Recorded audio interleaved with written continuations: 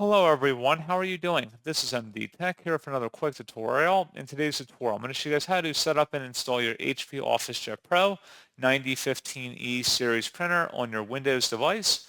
So this should hopefully be a pretty straightforward process here, guys. And without further ado, let's go ahead and jump right into it. So all you have to do is open up a web browser and you want to search for HP OfficeJet Pro 9015E support and search for it.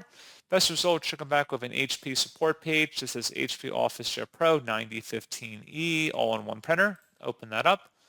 And then underneath the support category, this is software and drivers. Select that button. And then scrolling down again, you want to select the HP Easy Start Printer Setup software and download that. And then once it's downloaded to your system, go ahead and open up that file to begin extracting it. If you receive a user account control prompt, should be a verified publisher, HP Inc. Select yes, and then just proceed with the installation wizard here. Just get it configured for your device, and that's pretty much all you have to do.